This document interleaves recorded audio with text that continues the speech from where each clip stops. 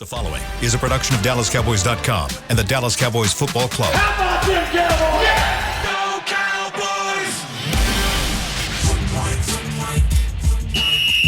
Let's go, baby! Are you ready for a break? Yes. Are you ready for a break? Absolutely. Ready for a break? Yeah, and so much for that. It's time for The Break on DallasCowboys.com. We were on a break! With Ambar Garcia, Brian Broaddus, Patrick Walker, and Derek Eagleton.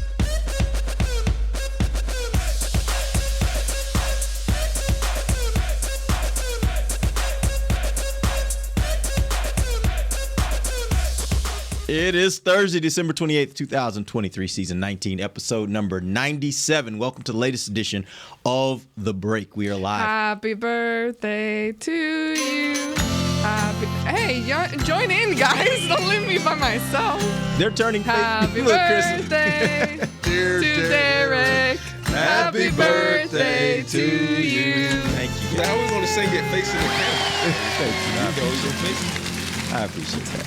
51, right? 51. I've rounded the corner and I'm heading towards 60, I guess. There you go. Never goes back. I was going to go forward. But I figured I'm going to start going backwards now. how's that going to My work? next birthday will be 59. Benjamin Franklin. He's What going to is it just called? say Benjamin Buttons. Button. The I'm just Benjamin going to Franklin. start. Now I'm at 60. I'm going to go back. Benjamin I'm going to try and make it to Yeah. like Just do what Amber 38. did. She hit pause. Yeah, true. I guess you could do that. Not my body. Right. Man, I'm telling you, I was wrapping up presents on the ground the other day before Christmas. Couldn't get up? And my back, no, afterwards, my back has been hurting like an old lady all week. Yeah. So, No, literally this morning when I From when I carrying got up. this department, right? Right. Yeah. When I got up this morning, I was like thinking like, oh man, taking inventory. I'm like, I got a bum toe. Yeah. I got a bum knee. I got a bum hamstring. I got a bum lower back. Like, it's just like everything is breaking down. I'm like, that's what age does to you. Yeah, But I ain't stopping. I'm going to keep going. There you And go. I'm You going gotta to keep have going till the wheels fall off. You know? It's when you get up off the bed and it sounds like somebody's making popcorn. Everything starts popping. My ankle pops twice. The knee pops. You stretch, and the back's that pop.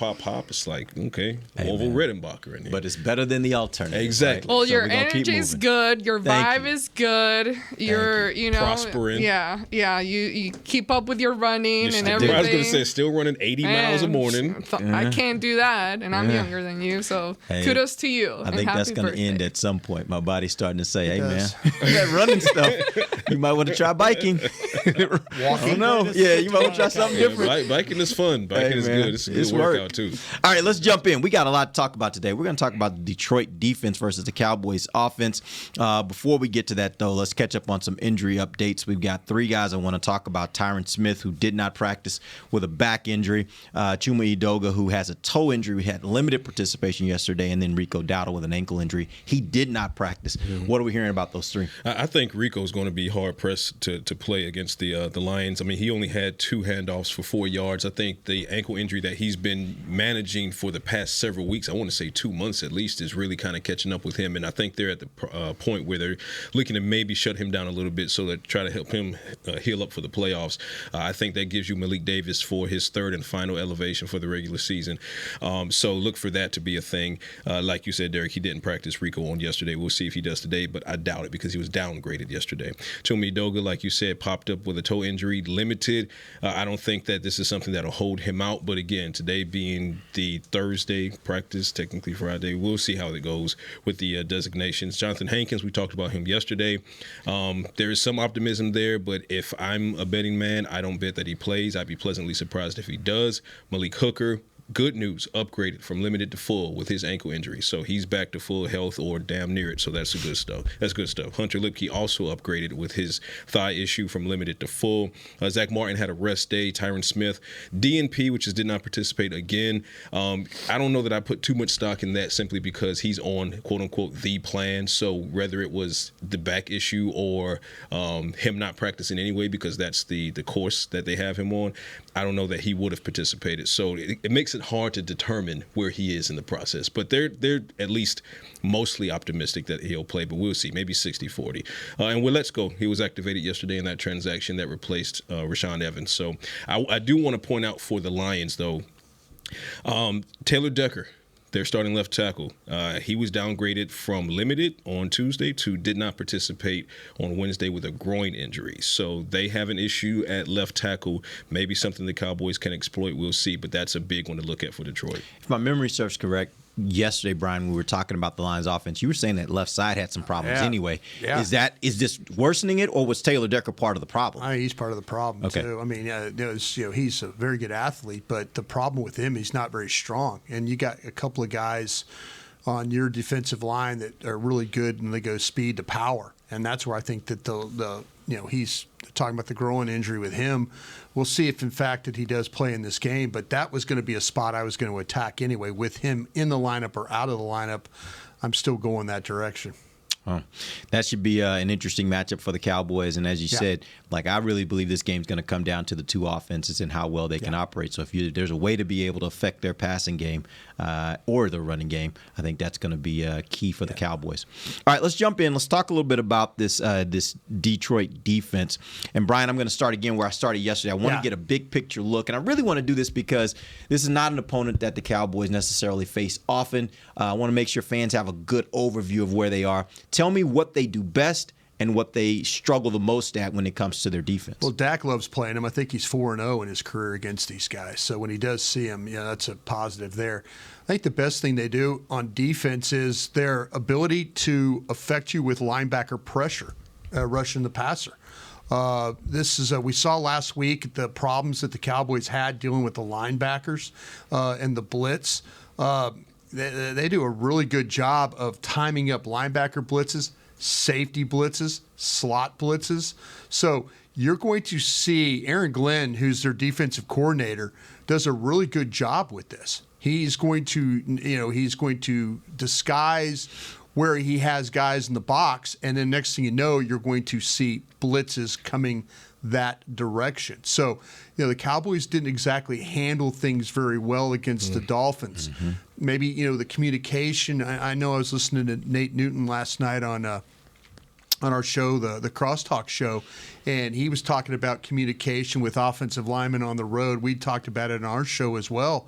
And, but you have a home game this week, so hopefully that will help you. But that's something that I would worry about with the Lions. If they get in this game and all of a sudden it's like you start to see their linebackers near the line, you start to see their safeties near the line, they're likely going to bring a blitz on you. And so they're really good at handling that. I think where I would say to me where the attack would be is I don't think necessarily at the cornerback spot that they're great. And I say this in a way, I think their safeties are some of the best you're going to play. Melifonwu and Joseph, they're both outstanding safeties. Brian Branch, the rookie from Alabama, who was a safety at Alabama, plays as their slot corner. He is really good in coverage. He's a sticky guy. But I think Cameron Sutton, the corner who wears number 1, I think there's some snaps where you'll see him lose his man in coverage. And, especially they'll ask him if they do play. They play about the metrics will tell you about 67% zone coverage.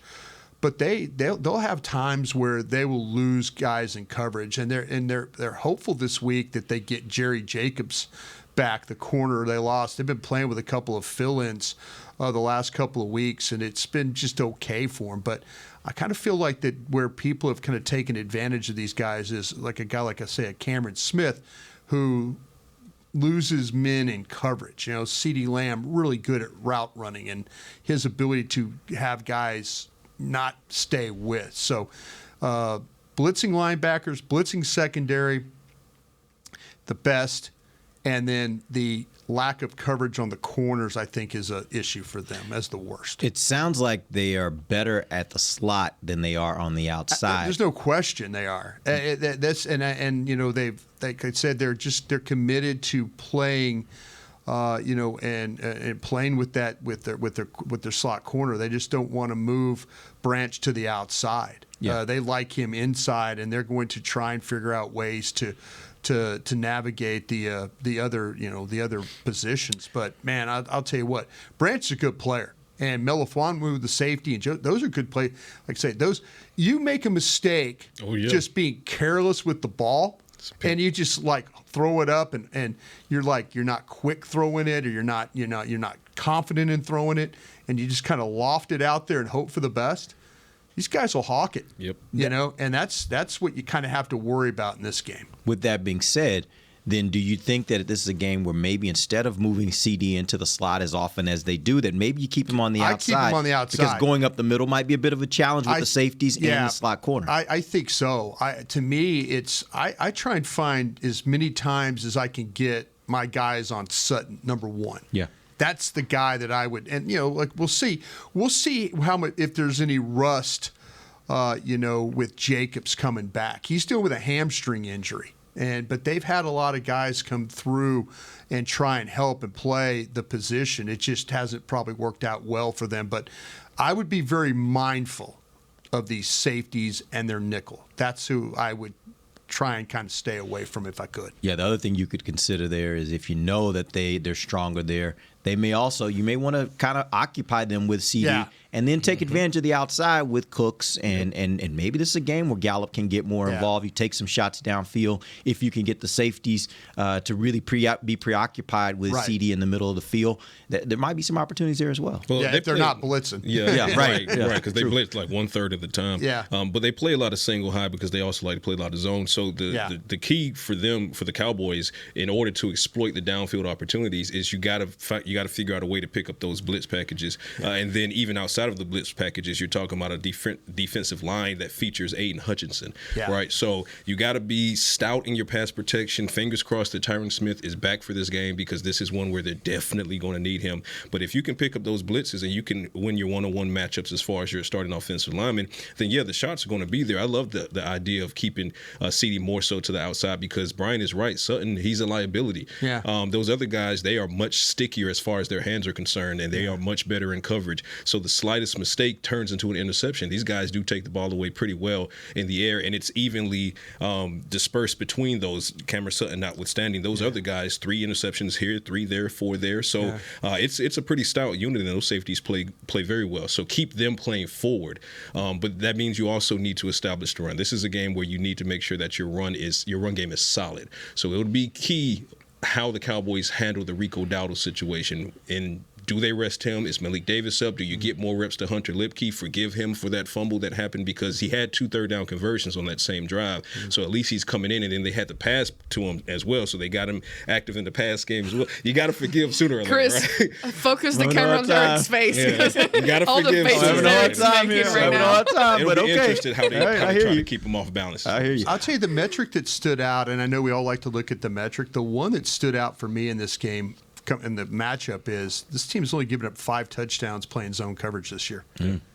That's the thing about it, and they play it 67% of the time. It's the third fewest in the NFL. So we'll see if Dallas can take advantage of. I did a study too. I'm going to break it out one day of Dak versus zone coverage, man coverage, split safeties, and all that. I just got to type it all up, and I'll send it to you. Can't wait. All right, let's take our first break. When we come back, I want to talk about the player on their defense that I think is probably the most dynamic, Aiden Hutchinson. We'll get a scouting report on him and see where he matches up and maybe could be a problem for the Cowboys. We'll do it when we come back. DallasCowboys.com radio. Todd thought it would be secure to jog in the cheetah savanna. Todd believed the big cat repellent he bought online was reliable. And now, Todd is trying to be faster than this cheetah that can run 80 miles per hour. But the good news is, Todd has AT&T 5G that is fast, reliable, and secure. And he learned the best thing to do is stop running and toss her the backpack with the beef stew. AT&T 5G. Fast, reliable, secure. It's not complicated. 5G requires compatible plan and device. 5G may not be available in your area. See att.com/5G for you for details. Cowboys fans, after that move, we've just coined the term Rowdy Replay. Let's roll back the tape. Okay, there's our mascot Rowdy cheering on the boys. And now he's on his phone, on his Bank of America mobile banking app? Staying on top of his finances with his virtual financial assistant, Erica. Bank of America's digital tools are so impressive. Cowboys fans just can't stop banking. Learn more at bankofamerica.com/can't-stop-banking. Erica is only available in the English language. You must download the latest version of the mobile banking app, only available on select mobile devices. Message and data rates may apply. Member FDIC. Welcome back into Dear Doctor, the show where I answer life's questions with an ice-cold can of Dr. Pepper. Sheila, let's hear from our next caller, would you? Dear Doctor, my friend supported me during a tough time. But what's the right gift that says, thanks for being a shoulder to cry on? Okay, this one's easy. I say give her a delicious Dr. Pepper. Nothing says, thanks, girl, better than a one-of-a-kind soda. Yes, any Dr. Pepper flavor will do. Now, just a reminder that I don't need to be a real doctor to know that Dr. Pepper is the one you deserve. They say champions are remembered, but legends are never forgotten. United Ag and Turf offers a winning lineup of John Deere equipment built to tackle any challenge on and off the field. Legendary John Deere tractors, combines, residential mowers, commercial mowers, compact construction equipment, Gator utility vehicles, and a full line of golf and sports turf equipment. United Ag and Turf, the official Ag and Turf equipment supplier of the Dallas Cowboys. Visit UnitedAgAndTurf.com to find a location near you. Back to the break. DeMarcus Lawrence is the Dallas Cowboys nominee for the 2023 Walter Payton Man of the Year award presented by Nationwide. Help Tank raise funds for Dak Prescott's Faith, Fight, and Finish Foundation by casting your vote on NFL.com/Man of the Year or tweet your support using the hashtag WPMOY Challenge. And voting ends on January 8th. Vote for Tank. Welcome back. It is the second segment of the break. We're live from the SWBC Mortgage Studios at the Star. This segment brought to you by blockchain.com. All right, let's jump back in. Let's talk about Aiden Hutchinson. Give me a scouting report on this guy. What does he do well, and where is he a bit of a where can you challenge him? Yeah, he's a pain in the rear for sure. Yeah. It really does start with their defensive line up front, and he's the main one. He's the guy that you absolutely have to deal with. Here's a guy he's got a long, tall frame. He could tower over guys. You watch him play. Gosh, he just looks like he's so damn big out there. But he plays with range. He's all over the field. He's always working towards the action. He has a true nose for the football. He's got really good hand techniques. He's got some elite upper body strength. He's twitchy in the way. When I talk about twitchy, that quick movement to get off blocks. He's got a variety of pass rush moves and strategies. He looks like he has a plan when he rushes the passer. He's tremendous lower body flexibility. He can put himself in a variety of positions when, still maintaining top speed and quickness. You're going to need to account for this guy. This is the most important thing about this guy. You're going to need to account for him through the echo of the whistle because this guy doesn't stop. The minute you stop, he's going, and now all of a sudden your quarterback's running around back there. He gets more pressures and sacks when the play's going on and on and on and on, and then all of a sudden everybody quits but him, and now it's a pressure or a sack. That's just the way that he plays the game. So I think that this is going to be the critical point of dealing with the blitzes, but also his ability, the Cowboys' ability, whether he plays left or right, they'll move him around in these games. But they need to find a way to account for him at all times and make sure that you're locked up with him as the whistle's blowing. Because if you don't, he will find a way to outwork you and get to the ball. Where does he line up most often? Left. And who do you expect? Like, how does he match up? If you walk me through Tyron, and walk me through Chuma, how does he work best against them, and what can they do against him? Steele, he's going to play the majority of snaps likely against Steele, is what he's going to deal with there. And so you have to be ready for that matchup there. If he's against Chuma, then, the thing with Chuma the other day, and I know that everybody's freaking out about Chuma, but when you watch the All-22, and we were just talking about in the break, the metrics was saying 39 pass dropbacks and 3 pressures. That was his metrics in that game. The mental mistakes were the biggest issue in that football game. But what the thing that Hutchinson will do is, if you're not quick out of your stance and quick to get to him, if you just kind of set soft on him, he will throw moves, but he keeps coming at you. And the thing with Tyron Smith is different, as we all know. He's so big, and so when he kicks out and then he sets in his hands, and now he stops a guy like Hutchinson. That's the one thing is Hutchinson will keep moving as long as you let him keep moving. The minute you set on him and punch him and make him, you saw the Vikings in this game Hawkinson, the tight end, was trying to chip him. They just kept trying to chip him because they were trying to get him to stop. Yep. And that's the best way to play him, to me. If you don't feel like you're good enough on the outside to handle him one-on-one, just keep chipping him.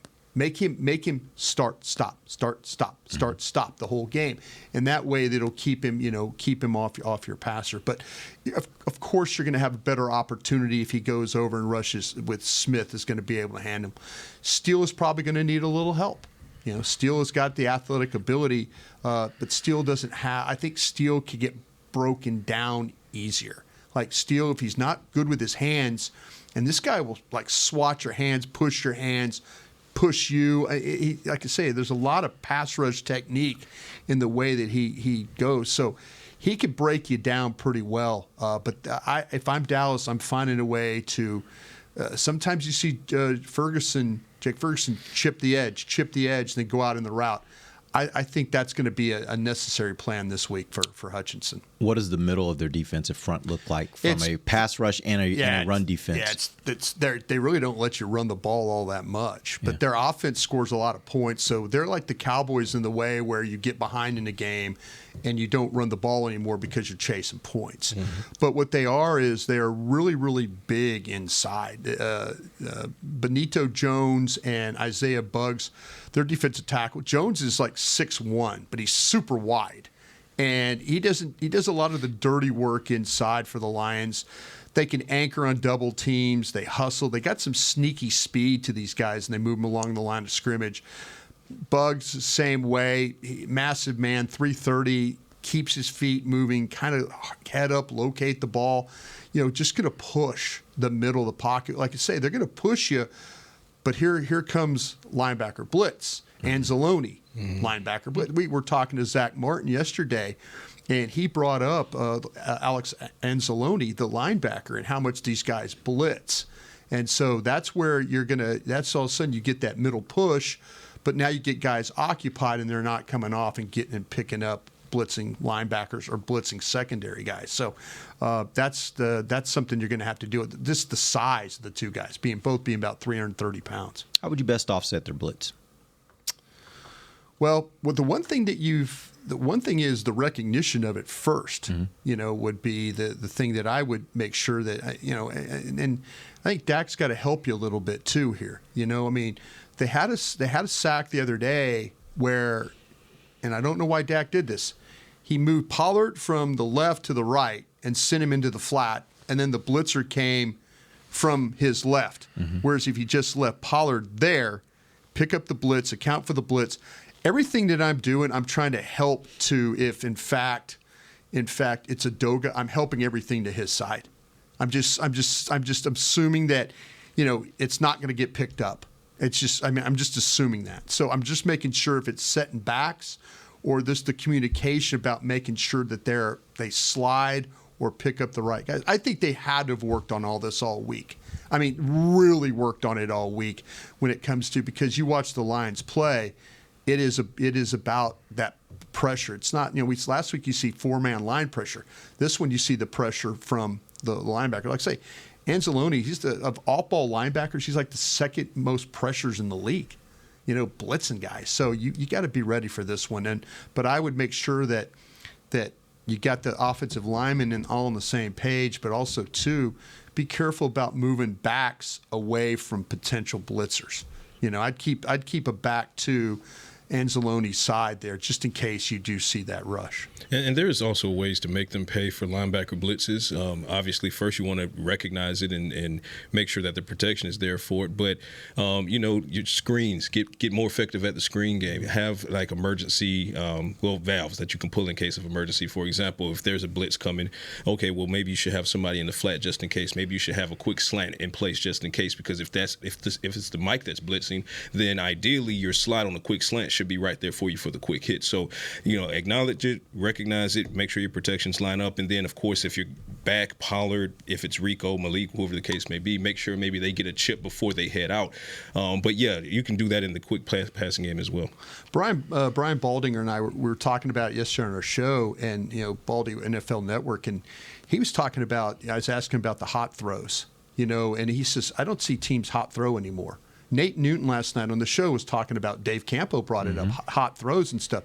There were a couple of times where it looked like to me Cooks looked for the ball. Ferguson looked for the ball, and the throw wasn't there. So hot packages are as old as Pop Warner playing football. When somebody blitzes, you just replace it, you just throw the ball and get it out. So maybe that's something that last week was that they missed on. Maybe it's something this week you pick up on. If they're going to see blitzers, those guys got to look for the ball, and Dak's got to get them the ball. Hit the vacated spot. Yep. All right, we're going to take our final break. When we come back, I want to talk a little bit about the Dallas offense. And one question I have for you guys will revolve around Tyler Smith and Tyron Smith. And should the Cowboys really be making some considerations about whether it's a good thing to move Tyler Smith out to left tackle in the event that Tyron Smith is still not able to play? We'll talk about that when we come back. This is DallasCowboys.com radio. Todd thought it would be secure to jog in the cheetah savanna. Todd believed the big cat repellent he bought online was reliable. And now, Todd is trying to be faster than this cheetah that can run 80 miles per hour. But the good news is, Todd has AT&T 5G that is fast, reliable, and secure. And he learned the best thing to do is stop running and toss her the backpack with the beef stew. AT&T 5G.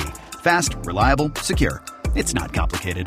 5G requires compatible plan and device. 5G may not be available in your area. See att.com/5G for you for details. Don't put off getting your oil changed, Dallas. Take 5 Oil Change, a proud partner of the Cowboys, is faster than you think. There's no appointment needed and no waiting room. Yep, you heard that correctly. Take 5 is so fast, you don't even have to get out of your car. You can take advantage of Take 5's fast, friendly, and simple service at any of their locations across the Dallas area. And remember, at Take 5, you stay in your car because they're faster than you think. Take 5, the official oil change of the Dallas Cowboys. It's the official men's skincare brand of the Dallas Cowboys, Jack Black. And right now, Cowboys fans can get 15% off their $75 order. Plus, because every deal needs a playmaker, your order will include a free 5-piece skincare set and free shipping. The Jack Black Playmaker is 4 of Jack's favorites and a full-sized intense therapy lip balm. Make a play for the Playmaker at getjackblack.com/Cowboys with the code CowboysVIP. That's getjackblack.com/Cowboys with the code CowboysVIP. They say champions are remembered, but legends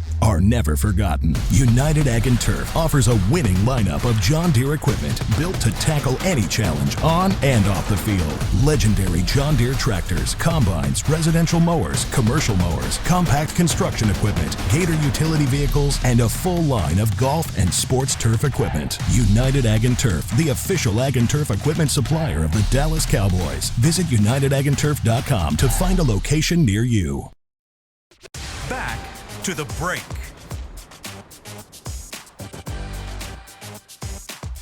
Sean Polite is your 2023 Cowboys Fan of the Year, and now he needs your help. Vote for Sean to be given the ultimate title of NFL Fan of the Year, presented by Captain Morgan, by casting your vote at NFL.com/Fan of the Year. Have we ever won Fan of the Year?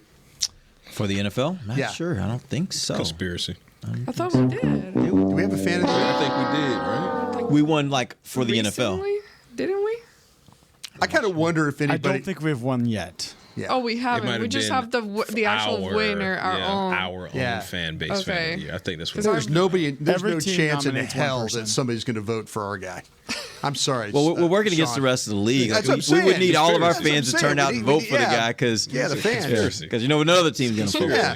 By the way, NFL.com. any team's going to just vote for whoever is their representative. That's how it goes. No, there's going They'll never vote for a there's Cowboys fan. never going to vote for a guy that's a Right. Cowboys guy. Yeah. There's a fan base that will not vote. No, for I get that. I'm just saying everybody's going to vote for their own guy. team. Everybody's going to vote for their own team. And they're going to rally against poor Sean. Yeah, Everybody in the that's league. what I'm saying, Hey, right. listen, like a vote. Yeah, if you don't have to vote for our guy, but hey, don't vote for that Cowboy guy for sure. Whatever you do. Yeah. All right, here we go. Final segment of the break. Live from the SWBC Mortgage Studios at the Star. Let's talk about Tyron Smith and Tyler Smith. We've talked about this a few times to get us throughout all in this trouble year. here. I know. We've talked about this a few times this year, and I think it's a worthy conversation at this point based on the fact that last week, as you said, Chuma didn't have as bad a game as everybody thinks he had. That's what I was saying. I was watching the tape, and I was like, and people were losing their mind, and I'm like going, guys, I don't think it was that bad. I'm sitting there, and I went through and I did plus minus. I counted 6 overall minuses that I thought, and 3 of them were just mental mistakes. Right, but so that's the part the physical part of him passing stunts and picking up guys and cutting off guys. that part wasn't a problem.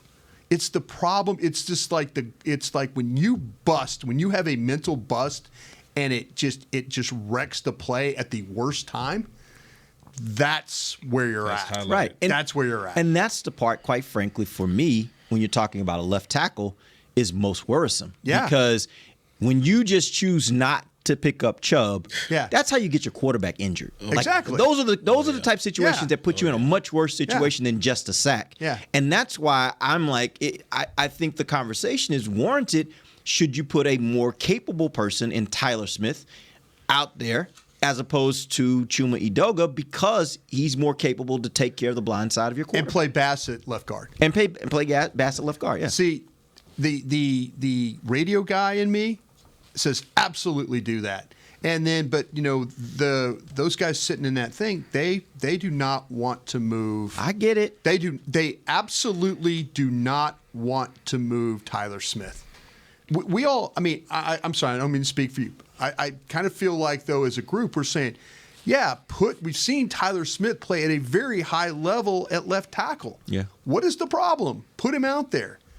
There's something over on that side of the building, and it's their job. Right. It's their job. It's our job to talk about it, their job to execute it.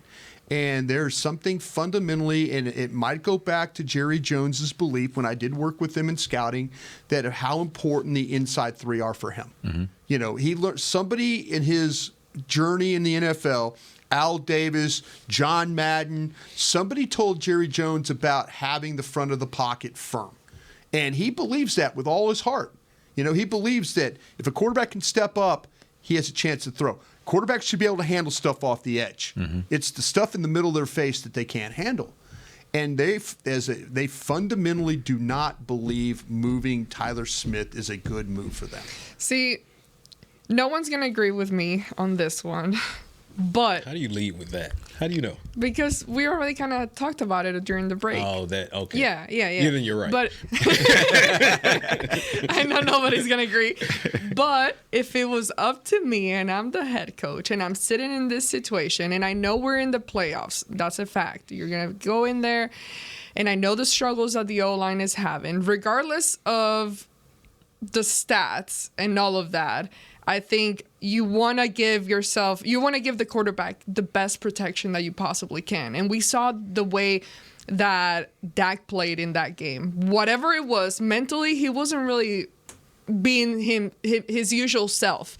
But if it's up to me, Tyron is sitting, he's watching from the bench, sitting, resting his back. I need him full health for the postseason. I get it. A win is important. You don't want to turn it into a 3-game losing streak. That's huge.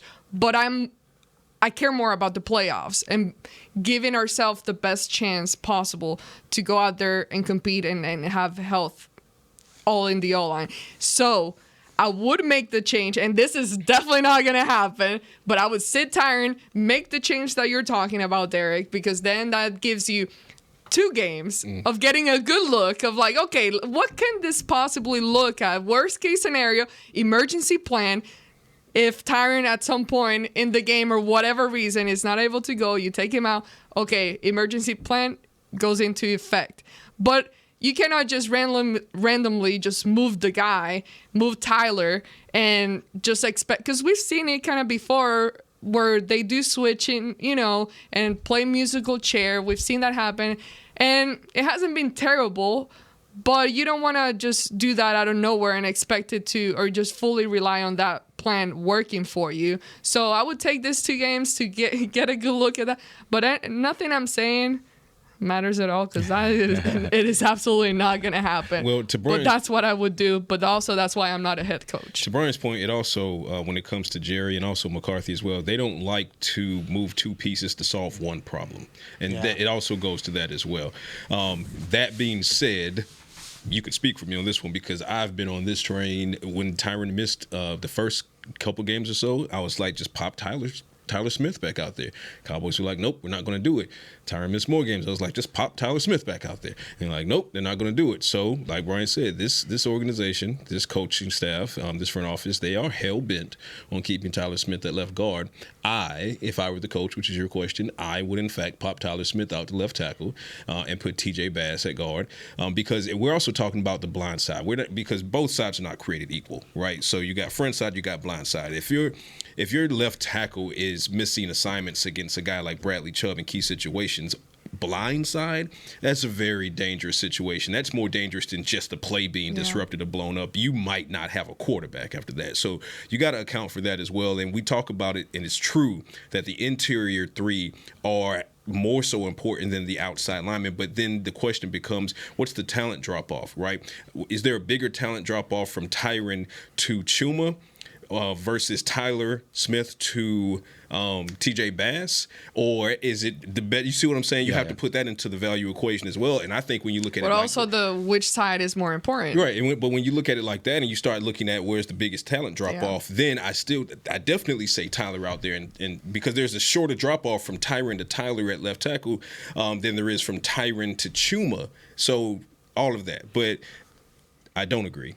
I think you play Tyron Smith this game and you rest him against the Commanders. Yeah. And that's when you put this into play. As long Y'all are risk takers, not me. If I'm in already, I'm playing it safe now. I love you to death. You would cannot risk a 3-game losing streak. I get it. And against three of the best teams in the league. Like, what does that do for your momentum and your morale 1 week away? Because after this game, you'll have 1 week away from.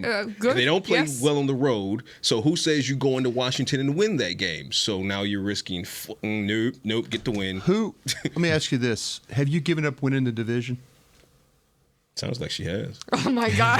Hold on. Okay. No. I'm asking because I'm just your decision, what you're doing. That's a fair point. No. No. I'm asking you this way. I'm asking because if you believe that 86%, if you look at playoff probabilities and all that you're going to be the 5th seed, absolutely do what you're talking about doing. If you're locked into being the 5th seed, absolutely do what you're talking about doing. Rest Tyron Smith. Well, also, it's a lot of it not up to just you.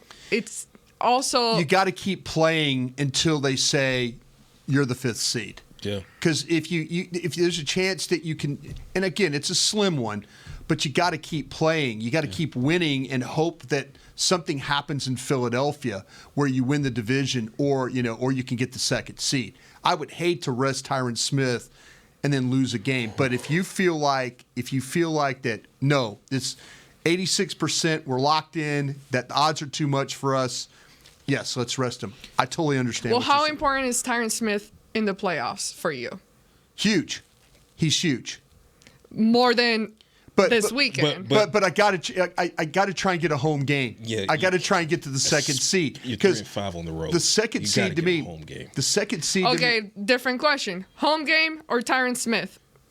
Have you seen how they're playing on the road? I'll tell you this. I'll answer that question. Yes, I've seen it. So you've seen it. I will answer that question bluntly. Give me the home You got to get a home game. Give me the home game. If I don't have Tyron Smith, I feel much better at home without Tyron Smith than I feel on the road with Tyron Smith. Okay, now with that being said, that argument can convince me a lot more then. Yes, because absolutely we'll take the home games. See, to me, if you're the 2 seed somehow, you're playing Seattle at home again. I'll take my chances. Yeah. I mean, I know it was I know we all were holding on to our rear game, but I mean, it was, you got to win. You know. All right, y'all convinced me. I'll even complicate this just a little bit more. Listen to what you said, Brian, about the linebackers and the blitzes. Yeah. I think maybe this is not the game where you'd maybe want to move Tyler out, because if you got linebackers coming up the middle and you're having to adapt to that, I may think, hey, this is a game where I really need my interior to stay as consistent as possible, and they know each other. They know how to adapt to different things that may be coming at them. And one more week, let's also be clear. Like, Chuma wasn't bad when he played earlier in the season. He had some bad moments in this last game. My expectation is going into this game, he'll probably be a little bit better. Yeah. And that being said, I'd rather keep everything as consistent as possible when I'm playing a team that's going to send a lot of different pressure in a lot of different ways. You need to be better too. And last week was unfortunate because your center wasn't better. Yeah, your center's he had some moments. Yeah. Your center's been good. And earlier he had some moments where he wasn't good, and then he kind of found himself and playing a lot better, and they're running the ball and all that. Last week he wasn't as good as he needed to be, and so we're kind of focusing on Chuma, but the center wasn't great either. Yeah. And that's an issue when you're talking I about. was so excited about him this year. Just going back to he's training been fine. camp and It's just everything sometimes he was doing, he was amazing. Sometimes it reverts back where he gets overpowered and struggles with the blocks and sustain and things. But I mean, you could say that about a lot of centers. But when the Cowboys are bad on the offensive line, it's generally they're bad at a couple of spots. It's center and right tackle. And that's where they've had their struggles. I got a question for you guys. This comes from Shoes and Sports on Twitter. He says, "Why haven't we seen more of Awesome Richards?" That's a good guy on Twitter, by the way. Good guy. That is a very good question. Very good question. Should we be seeing more of him? Well, I think for this one, I'd have to defer to the coaching staff and assume they're seeing something that we're not seeing that has them, I'm not going to say shook, but not exactly as confident as they would be or feel like they should be at this point in the season. Because in a game like you saw against the Dolphins, Chuma not struggling physically, but struggling with his decision making. Yeah. If you're confident in Awesome, maybe Awesome starts that game, right? But you've not really seen. I mean, we're going into Week 17, and you've not really seen Awesome Richards get much of any playing time, even with injuries at that position. So I feel like there's something there that they see that we're not seeing that would answer the question, but we just don't have the answer. Coaches do not want to play a rookie player if they don't have to. Also I mean, in this day and age, sometimes you have to plug and play guys and go. But they would rather. Remember, Udoka we thought was a better guard than he was at tackle. Yeah. I mean, there were times at training camp at tackle you were going, oh, geez, moving back inside. Yeah. And Awesome. There's sometimes where Awesome looks great, and other times looks like he's in a revolving door. He's just getting kind of knocked around and all that. I mean, you just gotta.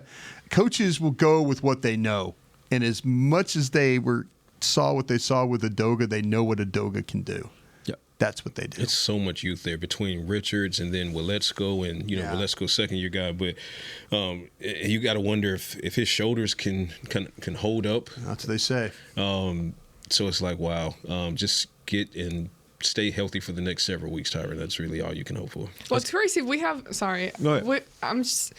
started the season kind of talking about the O-line all from the beginning. I mean, we're coming near the end of the season, and we've spent pretty much all season talking about something about the O-line. For 7 weeks, it was really health-wise. good. For 7 weeks, it really held together well. Despite all the health concerns, because even when they were in there playing, we all know they were still dealing with something. Right. And it's been I'm talking about, just health strictly, people dealing with stuff in the O-line and the way that they've managed to hold up and get as many wins as they have now. The running game, I feel, is taking a hit because it hasn't really been that great, but we made it this far and now we're here. Well, look, we're coming off of the absence in Miami, not counting that one, but we're coming off of the Tyron Smith having played 7 consecutive games. So he played all 5 in November, and then he played 2 to start December. Yeah. If he comes back this week or maybe next week,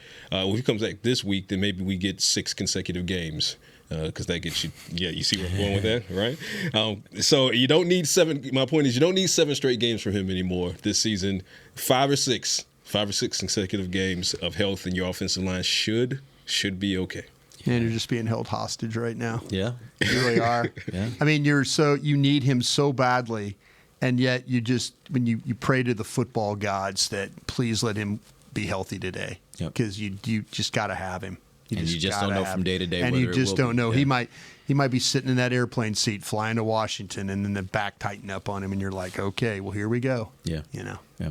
All right, we appreciate you guys joining us. Back tomorrow. We'll wrap this thing up, let you know what we think is going to happen Saturday night. Cowboys versus Lions. Till then, for Patrick Walker, Brian Broaddus, and Amber Garcia, I am Derek Eagleton, and this has been The Break, live on DallasCowboys.com radio. This has been a production of DallasCowboys.com and the Dallas Cowboys Football Club. How about this, Cowboys?